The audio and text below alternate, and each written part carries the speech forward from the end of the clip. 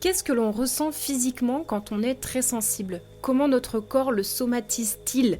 Ce que l'on vit au quotidien quand on est très sensible, voire hypersensible? Et surtout, comment écouter notre corps pour mieux comprendre cette sensibilité et apprendre à se protéger quand on capte tout et parfois trop fort?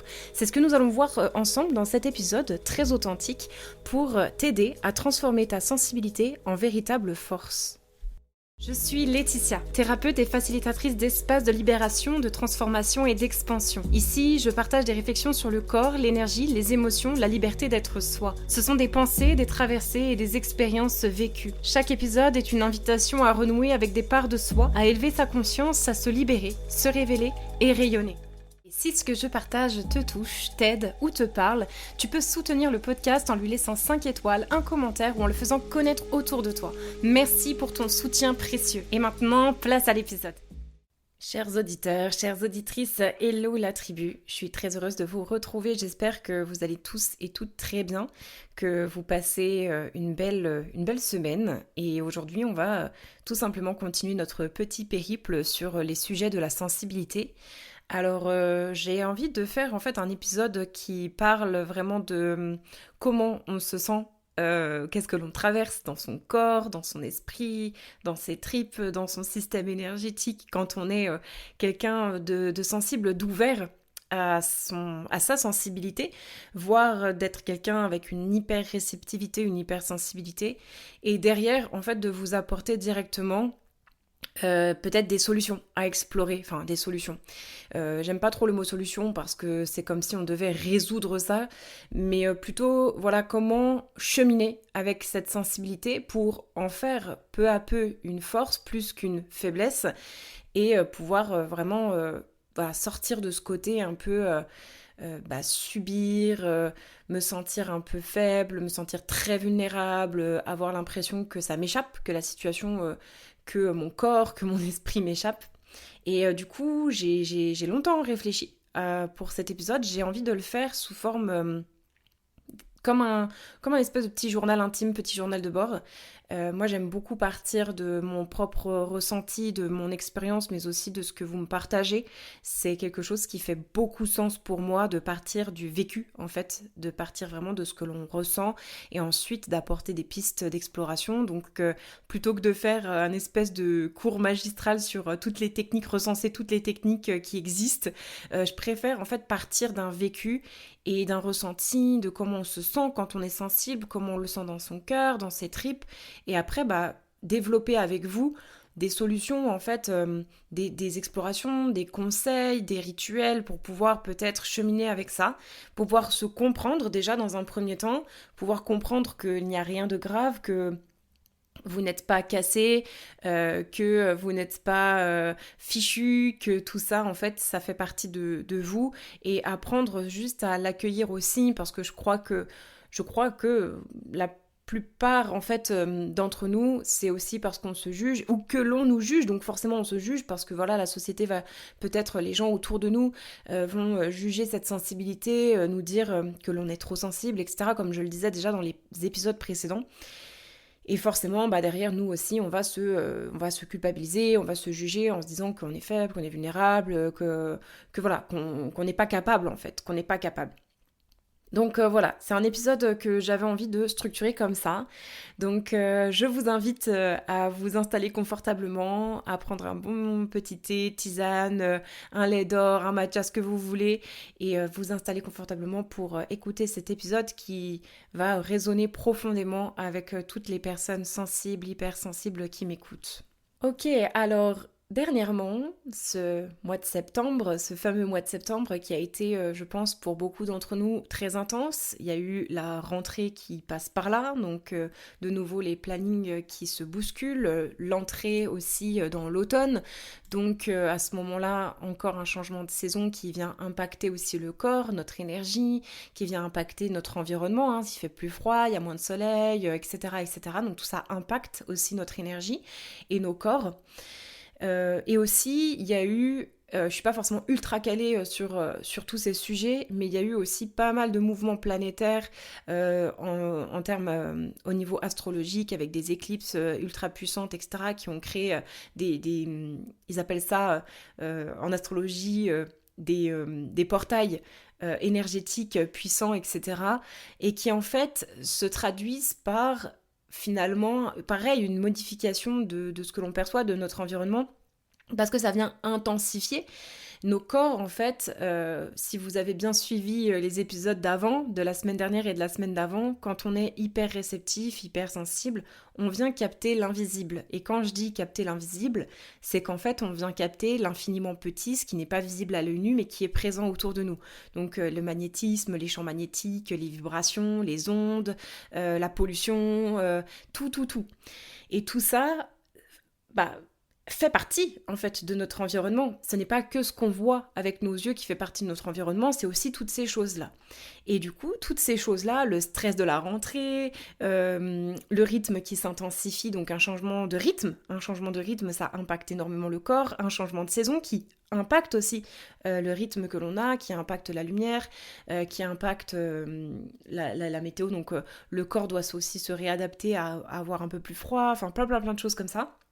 Plus en plus, au-delà de ça, des choses qui nous dépassent un peu parfois, qui est les vibrations, les fréquences qu'émettent les étoiles autour de nous, la Terre elle-même, etc. Plus tout ce qui se passe aussi dans le collectif, dans le monde.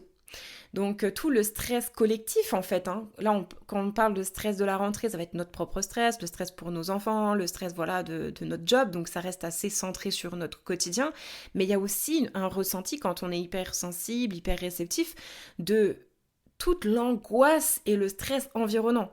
Donc tout ça vient impacter clairement quelqu'un qui a une ouverture à sa sensibilité qui est de plus en plus ouverte et forte. Et donc tout ça peut devenir quelque chose d'extrêmement anxiogène et qui vient submerger en fait, qui vient vraiment nous submerger. Donc dernièrement, avec toutes ces périodes-là en plus qu'il y a eu, etc., en termes d'énergie collective lourde, de fin de cycle, de période des éclipses, la rentrée, etc., clairement, je me rends compte que ces épisodes sur la sensibilité sont pas venus de nulle part. À la base, c'était d'ailleurs pas du tout prévu que j'aborde ce thème. À la base, j'avais prévu un autre planning, un autre programme de podcast, parce que j'essaye de prévoir un peu plus en avance les épisodes et de vous délivrer des épisodes de plus en plus structurés et profonds. Mais du coup, en fait, comme j'aime énormément suivre ce qui vient et que je suis quelqu'un qui aime beaucoup me connecter à la spontanéité, et ben c'est la sensibilité, c'est ça que j'avais envie vraiment d'aborder avec vous ces dernières semaines. Et en fait, je me rends compte après coup, là avec le recul, que c'est hyper aligné en fait avec ce que l'on a ressenti. Sur le coup, je m'en étais pas rendu compte. Au début, je me suis dit, tu changes encore d'avis, tu changes encore tes plans, etc. Tu vas pas réussir à t'y faire, à te tenir à ce que tu avais écrit, etc. Et au final, avec le recul, je me dis, t'as bien fait parce que en fait, c'est hyper aligné avec ce que l'on a vécu, ce que les personnes ont ressenti dans mes espaces, que j'ai ressenti aussi. Donc forcément, voilà, il n'y a pas de hasard. Et voilà, je suis très contente du coup de pouvoir aborder ça aussi un peu après la vague, même si de toute façon les vagues elles reviennent sans cesse. Mais justement aujourd'hui, on est dans cet épisode pour voir ensemble comment faire pour surfer sur ces vagues de manière plus douce, voilà, pour pouvoir éviter de se faire submerger par ces vagues qui reviennent sans cesse. La première chose dont j'avais envie de parler avec vous, c'est de tout ce que le corps nous dit quand on vit des choses comme ça, d'une hypersensibilité assez forte, et que le corps vraiment va être d'une aide précieuse, encore une fois, pour nous aider à nous comprendre et à nous réguler. Donc j'avais envie de commencer l'épisode comme ça, avec différents, entre guillemets, symptômes, somatisation que le corps peut avoir quand on est sensible, hypersensible. Ce sont les cas les plus fréquents que je ressens moi-même et que je vois aussi autour de moi avec des personnes qui captent très fort. Et j'en ai vu de nombreuses et de nombreux poster des stories d'ailleurs sur ça en disant je suis malade, j'ai ci, j'ai ça. Donc ça m'a encore une fois beaucoup inspiré de vous voir traverser, de vous voir traverser et cheminer. Et merci pour vos partages d'ailleurs authentiques parce que ça m'a beaucoup inspiré aussi à partager ça dans cet épisode. Donc la première chose que moi je ressens beaucoup, et vous allez me dire si ça résonne pour vous, quand je suis dans un état d'hyper-réceptivité et qui n'est plus dans le respect de mes limites, on va dire, c'est le ventre, tout ce qui est digestif en fait. Donc, digestion perturbée, mais au-delà de ça, ça va se manifester par de l'acidité dans l'estomac.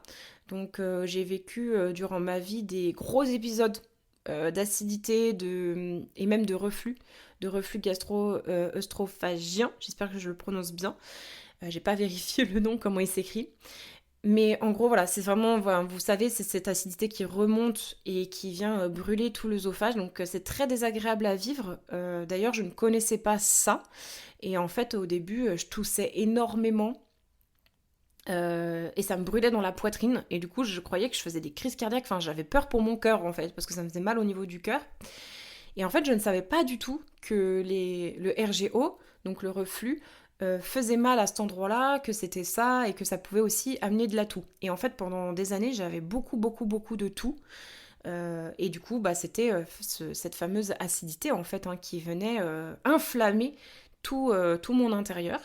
Et en fait, ça, qu'est-ce que ça veut dire? Quelle est la symbolique, en fait, psychocorporelle de ce symptôme, en fait, de cette somatisation par le corps? Eh bien, c'est tout simplement ce que tu absorbes de trop du monde extérieur et que tu n'arrives pas, en fait, à digérer et à intégrer. Donc, quand c'est de l'acidité comme ça, c'est vraiment un rejet aussi. C'est un moment, c'est vraiment relié à la colère. Tout ce qui est acidité, etc., c'est souvent relié à ce qui est colère ou un trop-plein de en fait, je rejette l'extérieur parce que j'arrive pas à l'emmagasiner. En fait, c'est peut-être trop pour moi, ou je n'arrive, enfin, j'ai pas suffisamment d'espace pour pouvoir aussi derrière justement le libérer, le nettoyer, en fait, pour pouvoir m'en défaire. Donc moi, ça m'est beaucoup arrivé dans des périodes de vie, par exemple, où j'étais pas alignée dans mon travail et où du coup, pour moi, c'était beaucoup, beaucoup de frustration, de colère, évidemment. Mais aussi, du coup, j'étais dans un environnement à ce moment-là qui était très chargé énergétiquement et émotionnellement parlant. Et en fait, c'était trop, quoi. C'était trop. C'était... mon système, en fait, n'avait pas le temps de pouvoir se régénérer et pouvoir libérer, etc.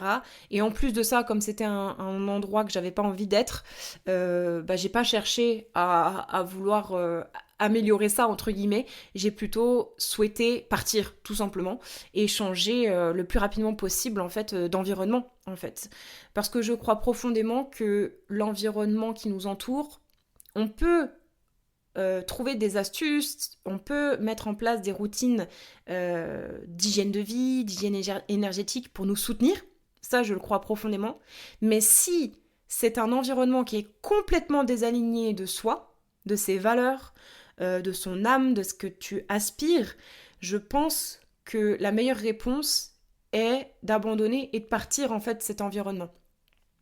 C'est là la petite nuance que j'ai envie d'apporter, parce que parfois on dit, bah voilà, quand c'est pas aligné, enfin, on dit quand on se sent pas bien dans un endroit, vaut mieux quitter, quand on se sent pas bien dans une relation, vaut mieux quitter. Je nuancerais parce que ça dépend. Il y a parfois des relations et des environnements qui valent le coup et dont on a encore envie profondément d'être, profondément nourrir, profondément construire avec cette relation ou cet environnement de travail, par exemple. Et puis parfois, bah non, c'est juste pas aligné en fait à soi, à ses valeurs, à ce que l'on aspire, à ses besoins aussi. Et ça, c'est un gros travail d'honnêteté envers soi-même pour pouvoir le percevoir, ne pas être dans le déni aussi. Donc, parce qu'en général, on en a quand même conscience au fond de nous, mais c'est plutôt que on se met une forme de déni parce qu'on a très peur de changer, on a très peur pour notre situation, pour notre sécurité financière, pour plein, plein, plein de choses, ou peur d'être de ne plus recevoir d'amour, par exemple dans une relation, et du coup d'être seule aussi. Donc c'est des peurs très profondes de l'humanité, donc c'est normal, encore une fois, d'avoir peur de ça. Mais si c'est profondément, faut être honnête avec soi-même à ce moment-là, c'est que c'est si profondément désaligné et que ça ne correspond pas à ses besoins, ni ses valeurs, ni ses aspirations, alors pourquoi je m'inflige ça en fait? Pourquoi je m'inflige ça? Eh bien souvent parce que justement derrière j'ai peur d'être seule ou j'ai peur pour une sécurité, etc. Et là c'est toute une démarche derrière, un cheminement intérieur pour pouvoir dépasser ça, pouvoir se libérer un petit peu de toutes les habitudes que l'on a pris en nous, que l'on a pris dans notre vie, se libérer aussi de toutes les peurs peut-être qu'on s'est mis, toutes les croyances, etc., pour pouvoir nous aider justement à prendre une décision pour nous et vraiment d'avancer certes vers l'inconnu, donc ça fait peur, mais en tout cas vers quelque chose qui pourra donner de l'espoir à plus d'alignement avec son âme, avec soi et pour ses besoins, ses aspirations et ses valeurs. Donc voilà pour l'acidité. Mais il y a aussi tout ce qui est problème de digestion, par exemple, au niveau justement plus intestin, euh, au niveau de l'assimilation. Et là, c'est pareil, c'est en fait, j'ai tellement de choses à assimiler, quand on a du mal à assimiler, qu'on a des problèmes, par exemple, de tout ce qui est problème, en fait, au niveau intestinal, tout ce qui est le côlon irritable. Alors après, il y a, attention, il y a quand même des choses des symptômes différents quand même et des symboliques différentes précises pour chaque, mais je vais pas les détailler ici parce que je veux rester quand même assez, sinon on est parti pour 5 heures de dissertation. Mais tout ce qui est au niveau intestinal, moi je remarque que ça m'arrive très souvent dans les moments où j'ai trop à assimiler et que je n'arrive pas à intégrer. Et donc c'est mon corps qui réclame du temps, de l'espace pour intégrer et pas de se rajouter encore et encore. Donc c'est vraiment de se poser et d'intégrer. Et il y a aussi une forme de lâcher prise aussi à avoir pour tout ce qui est intestinal, de vraiment ne plus être dans le surcontrôle, notamment quand on fait beaucoup de constipation, ce genre de choses. Là, ça va être plus lié au lâcher prise. Est-ce que voilà, qu'est-ce que je contrôle à tel point que mon corps n'arrive plus à justement lâcher en fait, à évacuer. Je retiens de toutes mes forces par peur, par contrôle, etc. Et quand, au contraire, c'est plutôt sous forme de diarrhée ou que voilà, on va souvent à la selle, etc. Là, c'est justement un nettoyage, en fait, une évacuation parce que le corps n'a pas le temps, n'a pas eu le temps d'assimiler et en fait, ça vide parce que y a pas, voilà, il y a pas eu le temps. Donc ça aussi, ça peut parler aux personnes sensibles, hypersensibles, qui du coup ont une hypersensibilité au niveau digestif. Alors il y a une deuxième chose, un deuxième organe qui est, je trouve, bien sollicité par les personnes sensibles et hypersensibles, c'est la peau. La peau, c'est vraiment un organe en plus très grand qui recouvre tout notre corps. Et en fait, c'est vraiment la peau, la barrière dans la symbolique psychocorporelle, c'est la barrière entre le monde intérieur et le monde extérieur. Donc forcément, pour quelqu'un de sensible, la peau peut être fragile. La peau, elle peut être fine aussi. Parfois, elle peut être épaisse au contraire parce qu'elle a eu envie de se protéger. Et puis, parfois, elle peut avoir des problèmes de tout type, boutons, eczéma, ce genre de choses. Et la peau, qui va gratter justement notamment, c'est un peu comme si les limites, elles étaient trop fines et que la peau, elle se met en protection en mode, non, là en fait c'est trop, je veux pas qu'on me touche, je veux pas qu'on m'approche, je me sens agressée en fait, je me sens agressée, donc j'ai des éruptions en fait sur la peau qui va me brûler, me gratter pour me manifester en fait ce désaccord en fait, cette limite. Donc voilà. Après, suivant la zone où ça apparaît, ça peut être aussi, ça peut en dire plus en détail, etc. Mais bref, encore une fois, on va pas rentrer dans tous les petits détails. Mais voilà, du coup aussi, ce que je remarque pour les personnes sensibles, moi par exemple, j'ai des périodes où justement ma peau est beaucoup plus sensible, notamment pendant les menstruations, comme je le dis à chaque fois, pour nous les femmes.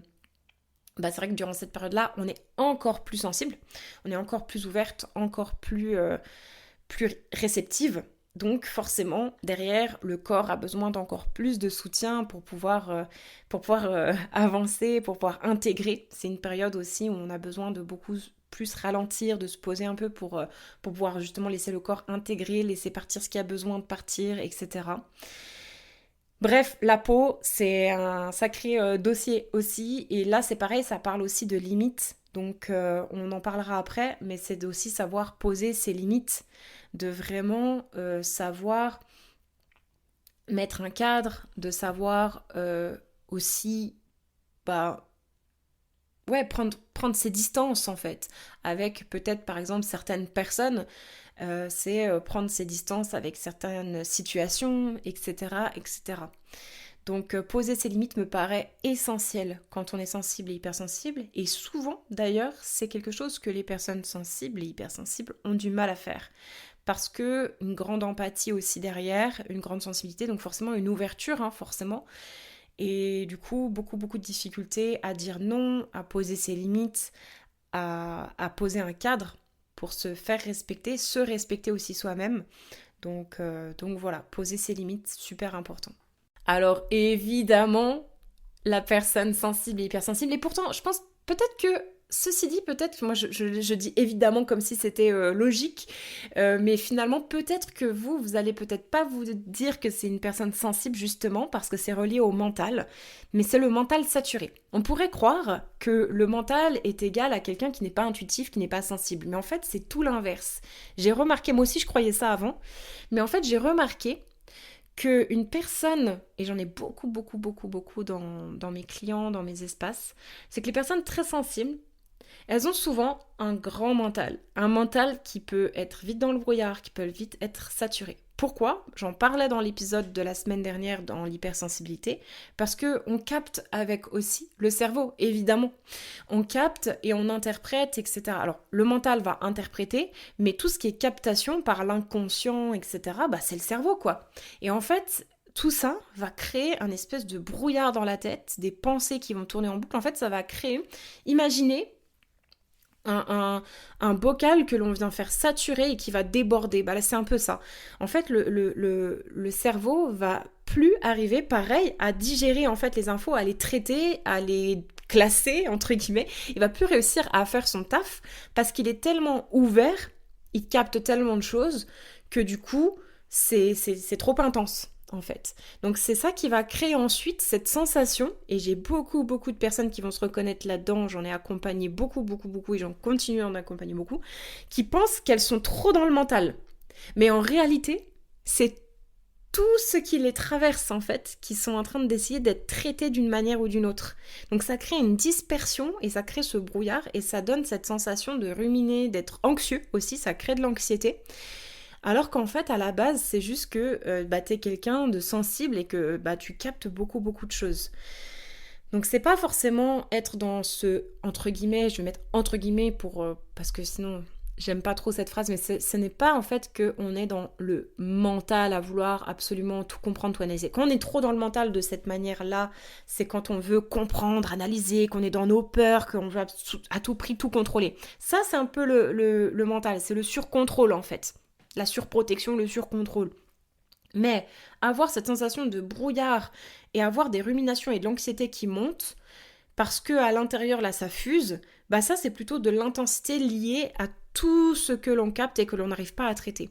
Et ça arrive aussi à des personnes qui sont à 200 à l'heure dans leur vie quotidienne parce que elles n'ont pas le temps en fait d'intégrer, elles ne se laissent pas d'espace, donc on passe encore et on parle encore d'espace, et c'est pour ça d'ailleurs que je crée ces espaces pour vous, pour pouvoir venir vous déposer, venir retrouver un peu de temps fort avec vous-même, avec votre profond, parce qu'on a tellement besoin de ces espaces-là pour pouvoir mieux vivre, sinon on vit en fait dans ce système sympathique et puis dans ces ondes cérébrales tout le temps bêta.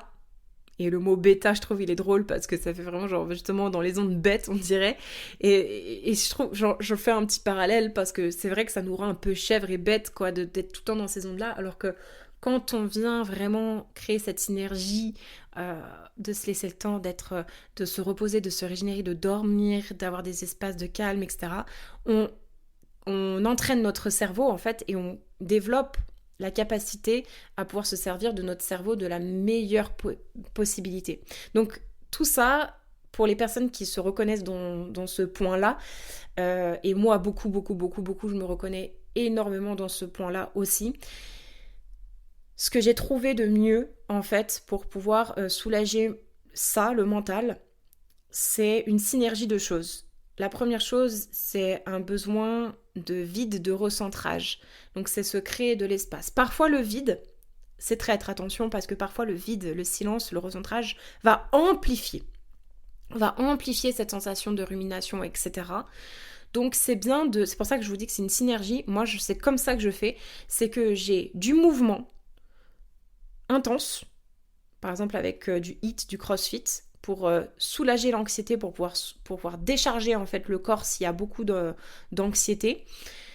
Du mouvement doux, pour pareil venir apaiser derrière et venir créer en fait ce pont vers je me ressens, je reviens à moi, je suis dans le calme, donc avec de la respiration, des mouvements d'étirement.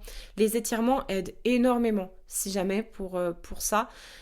Pour détendre le corps, revenir dans de l'apaisement, revenir dans son corps aussi, parce que du coup il y a aussi ce truc que les personnes qui sont hyper réceptives sont souvent assez perchées. Et quand je dis perchées, c'est qu'en fait elles sont tout le temps justement là-haut, dans leur tête.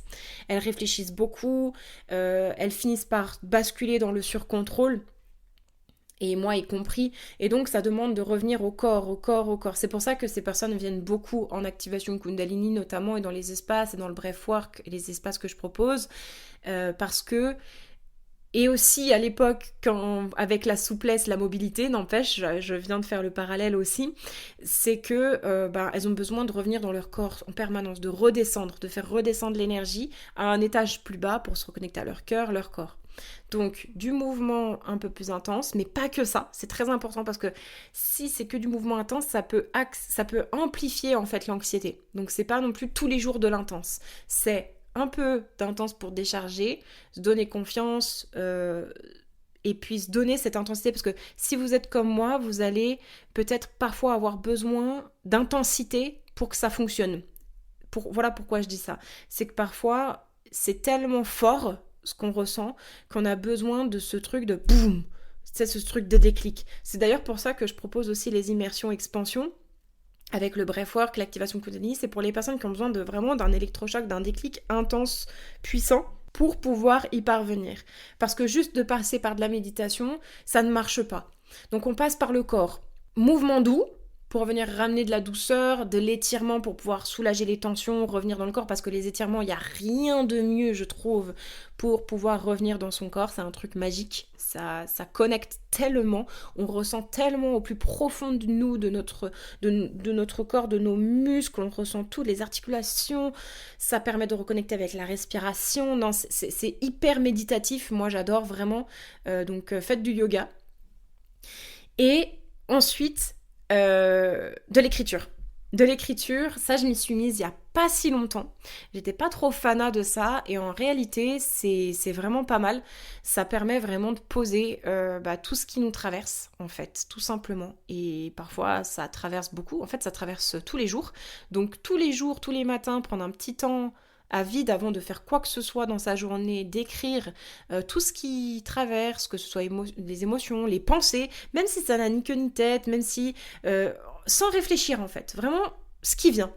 Et en fait ça m'a permis aussi de vraiment me recentrer chaque matin, de dire ah bah c'est bon, j'ai déposé un peu ce qu'il y avait là-dedans quoi. En fait c'est bête mais on porte en permanence et cette charge mentale qui s'accumule devient ce brouillard en fait qui s'épaissit.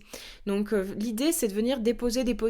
Et évidemment, moi je continue d'ailleurs de me faire accompagner parce que parfois c'est trop intense et encore aujourd'hui, il y a des moments où quand ça dépasse la limite, il y a besoin d'un soin énergétique, il y a besoin d'un soin corporel, il y a besoin de quelque chose, de quelqu'un d'extérieur, d'un espace aussi. Je m'offre un atelier, un espace et là je peux vraiment aussi vider mon sac, vider encore plus en profondeur. Il faut savoir que quand on est très sensible, hyper réceptif, c'est une hygiène de vie et une hygiène énergétique qu'il faut avoir encore plus là-dessus.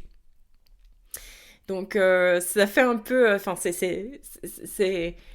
certaines personnes vont se dire oh non, je dois encore plus faire de trucs, ça saoule, etc. Mais en fait non, c'est génial, c'est que ça va vous porter à porter justement une attention hyper fine sur votre hygiène de vie. Et je trouve que au début, je pensais un peu ça, je me disais oh là là, mais purée, tout ce que je dois faire. Mais en fait, c'est génial parce que on est tellement connecté à notre corps, à nos émotions, à nos cellules même, à ce qui nous traverse et aux autres, que du coup, ça donne que on a besoin d'un cadre. Et encore une fois, je parle de se poser ce cadre, cette structure pour soi-même. Et ça, quand je parlais tout à l'heure de poser ses limites, donc poser ses limites, c'est avec les autres, mais c'est aussi avec soi.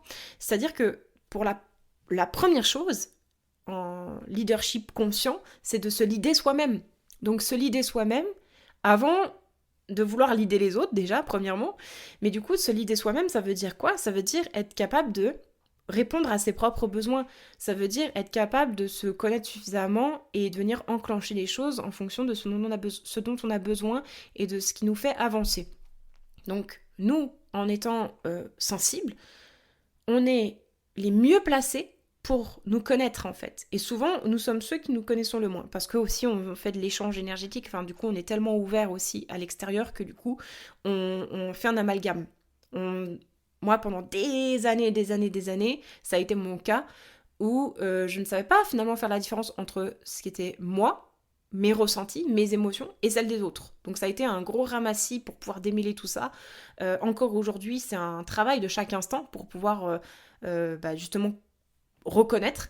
Et justement, le recentrage m'aide énormément. J'ai besoin de cette hygiène de vie parce que si je n'ai pas ce socle, cette fondation, ce recentrage, cet ancrage, cet enracinement en moi, je n'ai pas de sécurité intérieure. Donc je n'ai pas d'ancrage justement et du coup l'anxiété monte parce que je capte tout et je prends tout pour moi. En fait, je prends tout comme si c'était moi.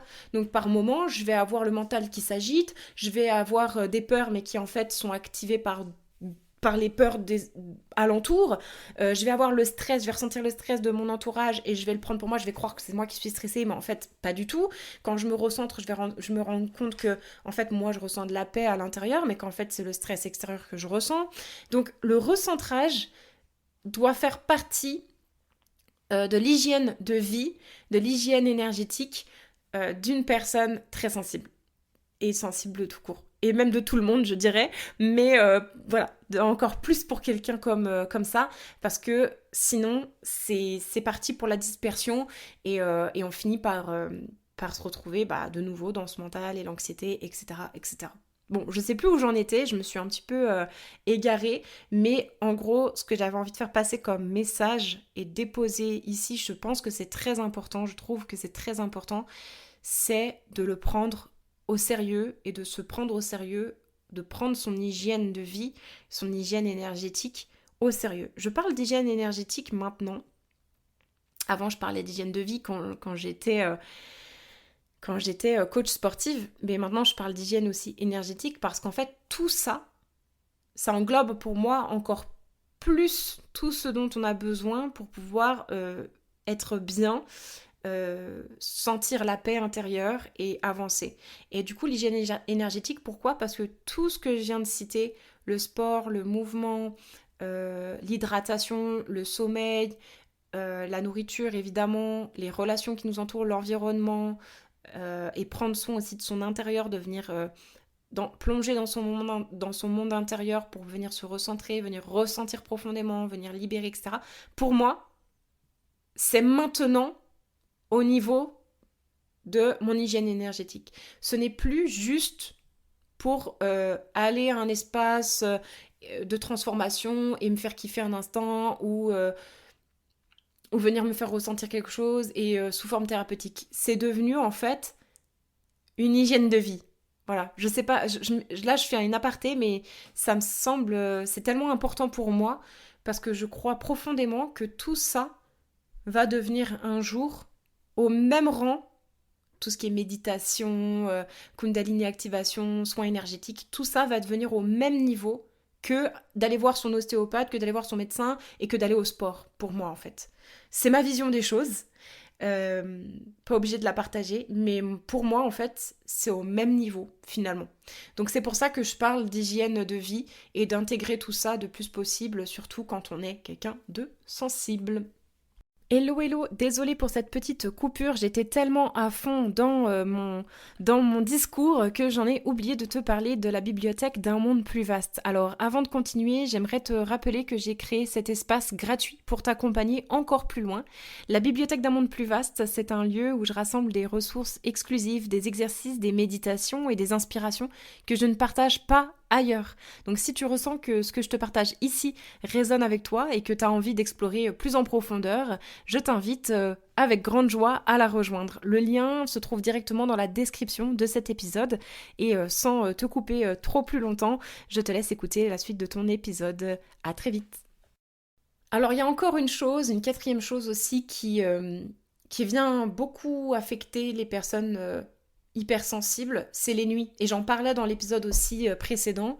C'est que quand on est hypersensible, bah évidemment, qu'est-ce qui se passe? Hyperréceptivité du monde invisible, mais aussi de son inconscient, de tout ce qui nous traverse à l'intérieur, de tout ce que l'on a capté dans la journée qui va venir se traiter, se réorganiser, s'intégrer, se nettoyer durant la nuit, pendant que l'on dort, pendant qu'il y a cette régénération du corps et de l'esprit, mais aussi capter d'autres choses. Donc c'est capter capter encore plus en profondeur certaines choses. Parfois, dans ce que j'en parlais dans l'épisode précédent, le conscient qui, lui, va capter seulement que 40 bits d'informations par seconde, voilà, quand on est sous forme de conscience normale comme là, par exemple, et quand on dort, là c'est l'inconscient, et lui, ça va être beaucoup, beaucoup plus. C'est des milliers de bits d'informations par seconde. Et donc, forcément, quand on dort et qu'on est hypersensible, on a déjà en fait capté beaucoup de choses avec notre conscient et notre inconscient durant la journée. Et durant la nuit, ben, ça continue et ça traite encore et encore et encore. Donc c'est pour ça que les personnes qui sont très réceptives ont des nuits agitées, qui vont avoir des nuits fragmentées, qui vont avoir beaucoup de rêves, beaucoup de cauchemars, qui vont avoir le corps qui s'active aussi pendant la nuit, qui peuvent avoir des expériences mystiques pendant la nuit aussi, etc. Donc tout ça, ça peut fatiguer énormément.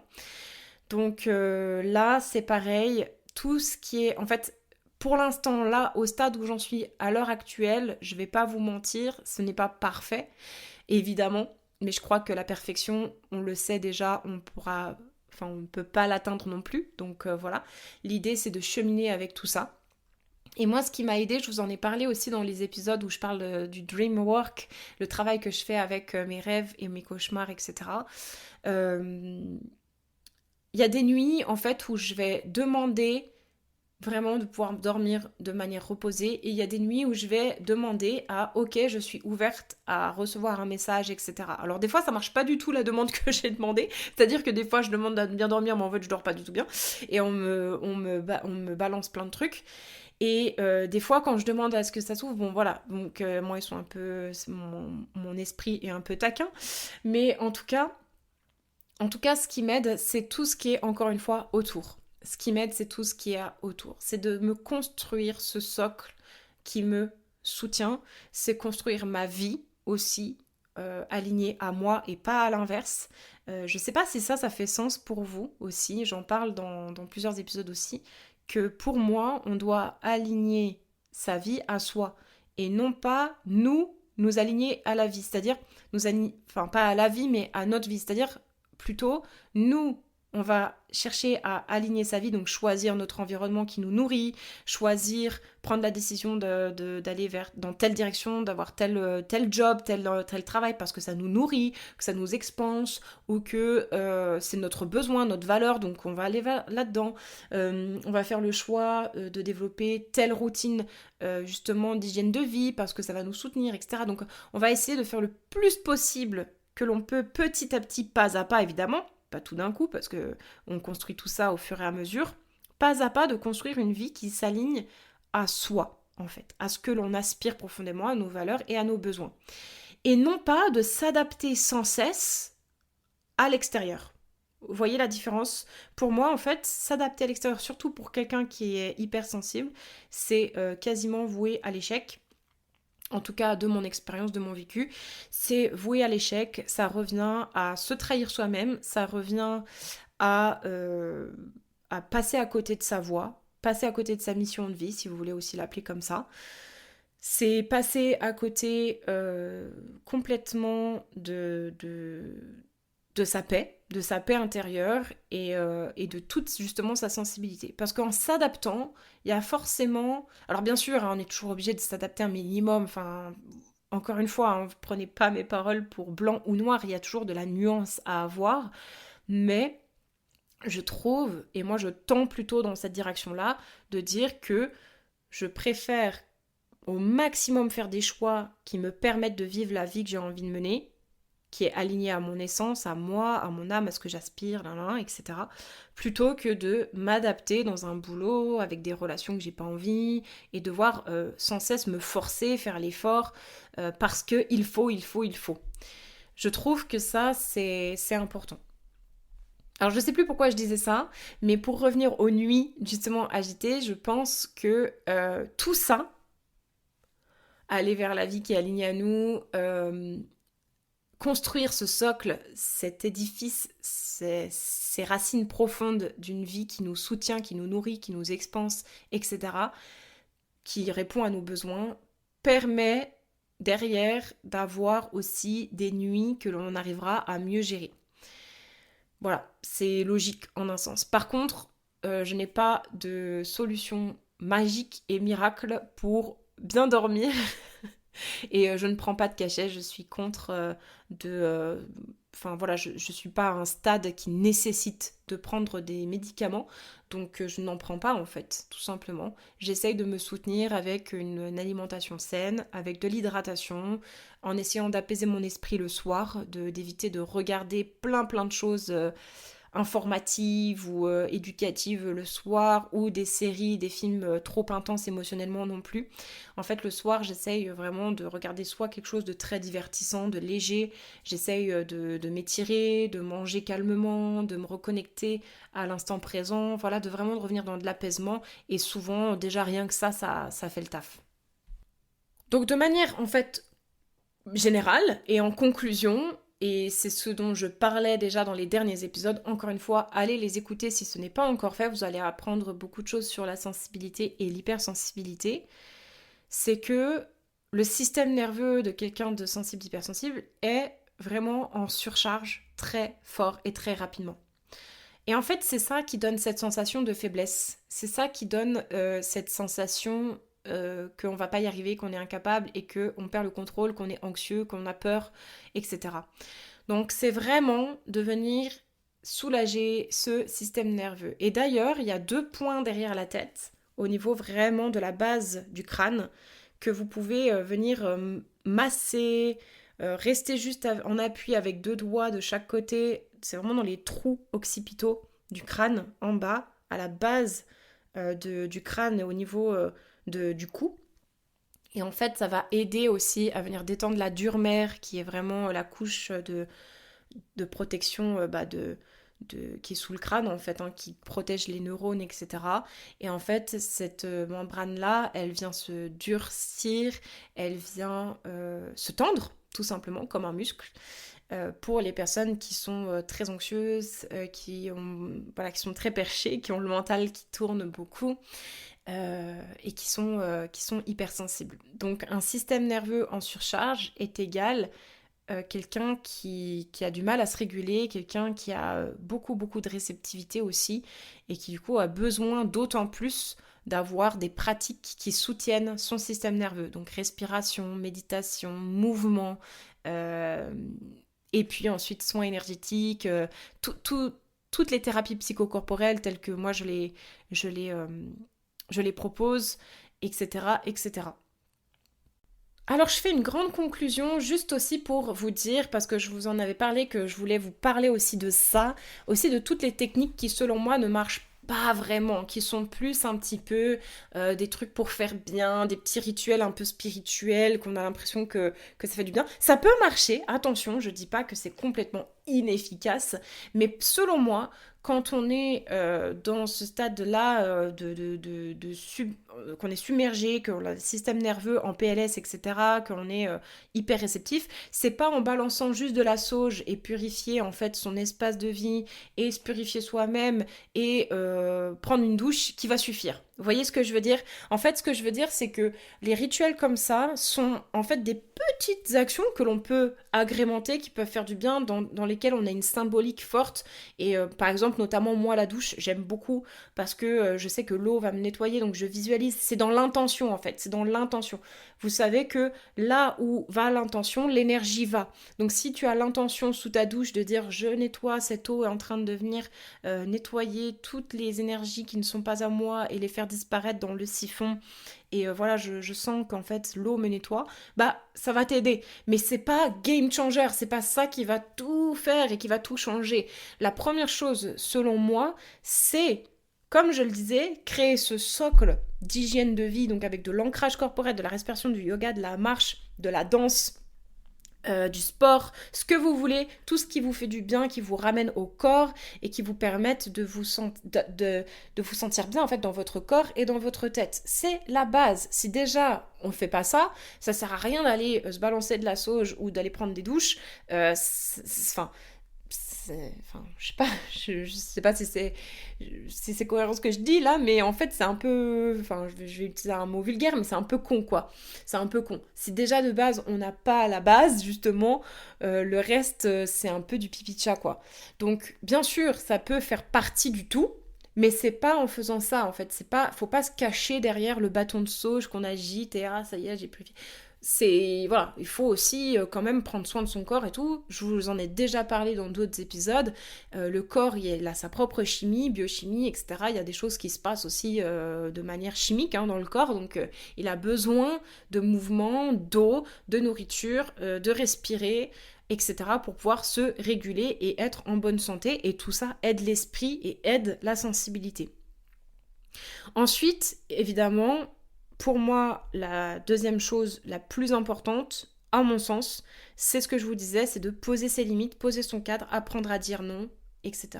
Donc poser sa structure, son cadre, déjà pour sa propre discipline personnelle, voilà, de se dire, bah voilà, moi j'ai décidé, d'ailleurs j'ai une fiche devant moi à l'heure où je vous parle, que j'ai mis sur mon tableau, mon vision board, et dessus c'est marqué 10 verres d'eau, 25 centilitres par jour, donc ça donne environ 2 litres, 5 d'eau par jour. C'est marqué 4 séances de sport par semaine, c'est marqué 30 minutes de marche par jour, c'est marqué un soin énergétique ou corporel par mois, minimum, 2 jours off par semaine. Ça c'est un peu pour me forcer parce que sinon j'ai tendance à trop travailler et à jamais en fait décrocher, donc je me le suis noté pour voilà m'imposer en fait, dire non tu dois aussi décrocher. 30 minutes de yoga par jour et voilà, et en fait c'est noté, ce sont vraiment construire en fait mes habitudes de vie qui me soutiennent. Ensuite, poser les limites avec les autres, avec l'extérieur. Alors moi, la manière dont je fais, c'est premièrement, quand j'ai pas envie, je dis non. Si j'ai envie de dire oui pour faire plaisir, je dis oui, mais voilà, j'essaye vraiment de pas trahir, de pas dire oui juste parce que j'ai peur de ce qu'on va dire de moi ou me juger, etc. Je dis, t'as le droit de dire oui pour faire plaisir, mais dans ce cas-là, tu sais que tu l'as fait pour faire plaisir à ton conjoint, à tes enfants. Après, il faut apprendre à dire non quand vraiment ça vient trahir. Et quand tu dis oui tout le temps à tout, bah en fait, tu te fais toujours passer en deuxième, quoi. Donc, il faut savoir se faire passer en premier. Au moins de temps en temps, quoi. Au moins de temps en temps, si jamais t'es quelqu'un qui a vraiment du mal à le faire, de au moins de temps en temps, pour te donner cette respiration. Donc, ça sera déjà un premier pas. Poser ses limites, c'est aussi, bah, par exemple, dans son travail, fixer des contrats clairs, fixer un cadre clair, dire, bah voilà, moi, en fait, des heures sup, bah c'est non. Enfin, je dis des trucs au hasard, mais qui me viennent comme ça sur le coup, mais bah voilà, moi je fais pas d'heures sup, par exemple, moi bah, c'est de telle heure à telle heure, moi bah, je facture tant, c'est oser aussi quand on est entrepreneur, bah, fixer ses tarifs et les faire respecter, c'est dire non aussi à ses clients quand il faut dire non, et voilà, en fait, il faut poser un cadre. Et poser un cadre et des limites, c'est hyper juste à la fois pour soi, mais c'est aussi hyper juste pour les autres. Parce qu'au final, quand tu fais ça, tu permets aux autres aussi d'être pleinement responsables d'eux-mêmes. Tu leur permets aussi de te respecter, mais aussi de se respecter. En fait, c'est toujours un miroir. Donc au final, en faisant ça, ça aide tout le monde. Et c'est juste et éthique pour tout le monde. Donc super important. Poser ses limites aussi, moi je le fais de manière bah, juste à couper les ponts, en fait, tout simplement. C'est-à-dire que s'il y a des gens qui à chaque fois que je les vois, ça me vide plus qu'autre chose. Bah pourquoi je continuerais à les voir en fait? Pourquoi moi j'ai envie d'aller. Si t'es au clair avec ça, après c'est une question de choix. Mais moi je suis au clair avec l'idée que j'ai envie d'aller loin avec ma communauté, avec ma petite tribu. J'ai beaucoup de choses à mener, j'ai des projets, j'ai envie de mettre beaucoup d'énergie là-dedans. Je mets beaucoup d'énergie dans mon cercle familial proche, très proche. Et ensuite, le reste, ben, clairement, c'est un peu au second plan. Et en fait, je pose mes limites. C'est-à-dire que si quelque chose me prend mon énergie est tellement importante dans mon travail aujourd'hui, c'est tellement quelque chose, en plus avec justement la sensibilité dans laquelle on parle aujourd'hui, avec tout ce que je mets en place pour construire cette routine-là, pour me soutenir et pouvoir soutenir mes espaces et derrière Noctua Experience. Ce n'est pas pour le gâcher finalement en me forçant à avoir des relations un peu bof. Donc clairement, je préfère la solitude. Donc la solitude, je sais que c'est parfois difficile. Et moi-même, hein, je me sens seule, alors que pourtant j'ai tellement de personnes autour de moi, j'ai vous, j'ai tellement de personnes. Et pourtant, la solitude fait partie aussi de l'humain. C'est quelque chose que l'on partage tous et que même quand on est entouré, on peut se sentir profondément seul. Donc choisir la solitude de manière consciente, dire bah non là je préfère rester seule, bah ça fait du bien aussi de choisir ça. Donc voilà. Ensuite, évidemment, le reste, l'hygiène énergétique, par exemple, avec de la visualisation, des douches énergétiques, de la méditation, du chi cleansing, de la kundalini activation, du reiki, enfin tout ce que vous voulez, pour pouvoir aider à venir doucher, comme vous doucheriez votre corps, bah doucher vos auras en fait, tous vos corps énergétiques. Donc venir avec aussi des bains sonores, etc. pour permettre vraiment à votre système énergétique de venir se resetter, de venir se nettoyer. Et évidemment, je le disais, je l'ai déjà dit précédemment, mais se créer des espaces, j'ai noté, de ressourcement. Donc ça, c'est de l'isolement volontaire. En fait, ce n'est pas de l'isolement forcé ou subi, mais c'est vraiment volontaire. Bah là, je décide d'aller en nature seule, dans le silence, d'aller en gros faire une marche un peu méditative, introspective, d'être seule avec moi-même. Et en nature, c'est génial. Moi, j'adore faire ça. Je le fais chaque semaine. C'est un moment très, très, très important pour moi, pour mon âme, en fait, pour se recentrer et pour intégrer aussi tout ce qui s'est passé durant la semaine ou durant la journée. J'essaye de le faire plusieurs fois par semaine parce qu'il y a beaucoup besoin, surtout après les espaces que je donne et que j'ouvre. Et évidemment, nos outils précieux pour ça, c'est la respiration, revenir au souffle dès que l'on se sent dispersé, de faire de la cohérence cardiaque, de la respiration consciente. Simplement remettre de la conscience sur son souffle, c'est déjà en fait bah ok. Donc même pas obligé de se mettre en méditation ou préparer un rituel justement. Pas besoin de se faire une séance complète, mais juste d'être là et dire ah tiens attends comment je respire, est-ce que tiens je respire par le ventre, enfin et venir amplifier la respiration, venir faire des temps de pause, etc. Bah tout ça en fait ramène à soi, ramène à l'instant présent. Et puis, je vous en ai parlé déjà tout au long de l'épisode, mais faire des rituels de déchargeage. J'appelle ça les rituels de déchargeage, mais voilà, c'est vraiment écrire ses ressentis pour vider la tête.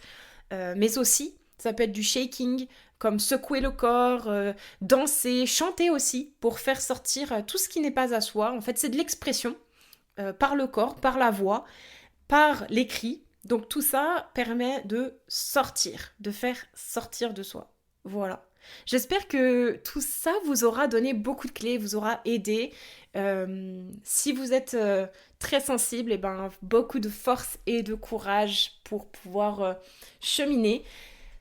Ne perdez pas espoir, ne perdez pas le courage et la force, car vous allez y arriver. Là, vous avez plein de clés pour pouvoir construire votre propre routine énergétique et hygiène énergétique de votre choix qui vous soutient. Et moi, j'ai très hâte de voir votre évolution là-dessus. Je vous encourage à prendre ce temps pour vous, d'autant plus si vous êtes le cœur grand ouvert. Et voilà. En tout cas, moi, je vais vous partager quelques pratiques dans la bibliothèque d'un monde plus vaste. Vous pouvez dès à présent vous y inscrire, c'est gratuit et totalement offert en cliquant dans le lien dans cet épisode, en fait, en scrollant quelque part dans la plateforme où vous êtes, vous allez pouvoir trouver le lien pour pouvoir mettre votre email et recevoir l'accès à la bibliothèque d'un monde plus vaste. Comme ça, vous aurez accès aux anciens aussi contenus. Alors je viens tout juste de l'ouvrir, donc il n'y a pas encore grand chose, mais je vais la mettre à mise à jour petit à petit, au fur et à mesure des thèmes abordés que l'on abordera ici dans le podcast. Et en fait, ça me permettra de vous délivrer des pratiques, etc. en vidéo, mais aussi des questions d'introspection, du journaling, etc. Enfin voilà, tout ce qui me traversera l'esprit, tout ce qui me semblera être judicieux de vous partager, puisque dans le podcast, je ne peux pas forcément. Et voilà, j'avais envie de créer une expérience encore plus immersive et profonde, parce que je crois qu'ici, on débroussaille déjà pas mal de choses, mais que parfois on a besoin aussi d'un petit coup de pouce pratique et concret. Donc voilà, si vous souhaitez avoir quelques pratiques que je vous montre et que je vous délivre concrètement, ce sera dans cet espace-là du coup. Donc je suis très contente de vous y retrouver. Et d'ici là, prenez soin de vous, de votre énergie, de votre sensibilité. Je vous embrasse fort. Je vous dis à la semaine prochaine pour la suite de nos aventures. Et souvenez-vous, vous êtes beaucoup plus vaste que vous ne l'imaginez. Ciao!